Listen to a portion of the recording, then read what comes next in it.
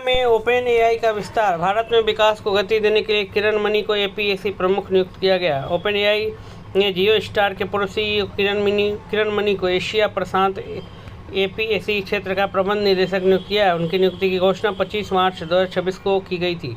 वे Singapore स्थित अपने कार्यालय से एशिया भर में ओपन एआई के विस्तार का नेतृत्व करेंगे और मुख्य रणनीति अधिकारी जेसन कोन को रिपोर्ट करेंगे। यह नियुक्ति भारत जैसे उच्च क्षमता वाले बाजारों पर कंपनी के बढ़ते फोकस को दर्शाती है।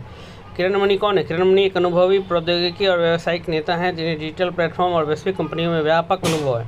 ओपन एआई में शामिल होने से पहले उन्होंने रिलायंस इंडस्ट्रीज और वॉल्ट डिज्नी के संयुक्त उद्यम जियो स्टार के सीईओ के रूप में कार्य किया। उन्होंने गूगल, माइक्रोसॉफ्ट और आईबीएम जैसी प्रमुख तकनीकी कंपनियों के साथ भी काम किया और उन्होंने गूगल में 1 दशक से अधिक समय बिताया है। यहाँ उन्होंने एशिया प्रशांत और जापान में एंड्रॉयड और गूगल प्ले के संचालन का नेतृत्व किया। एशिया प्रशांत क्षेत्र में ओपन एआई का विस्तार क्यों हो रहा है? एशिया प्रशांत क्षेत्र दुनिया के सबसे बड़े और सबसे तेज़ी से बढ़ते डिजिटल बाज़ारों में से एक है। भारत, इंडोनेशिया और जापान जैसे देशों में विशाल उपयोगकर्ता आधार मौजूद हैं और इसके साथ ही एआई संचालित सेवाओं की मांग भी बढ़ेगी। भारत की 1.4 अरब आबादी ओपन एआई के लिए एक प्रमुख फोकस क्षेत्र है।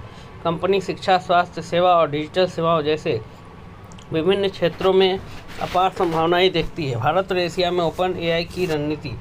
यह कंपनी भारत में अपनी उपस्थिति को लगातार मजबूत कर रही है। 2024 में कंपनी ने भारत में अपना पहला कर्मचारी नियुक्त किया जो सरकारी संबंधों पर ध्यान केंद्रित कर रहा है। फरवरी 2026 में ओपन एआई ने भारत में एआई प्रौद्योगिकियां और डेटा सेंटर इंफ्रास्ट्रक्चर को विकसित करने के लिए टाटा समूह के साथ भी साझेदारी की। इसके साथ ही ओपन एआई और लक्ष्य चैटजीपीटी और अन्य एआई उपकरणों को अपनाने की प्रक्रिया को गति देना और साथ ही साझेदारी का निर्माण करना है।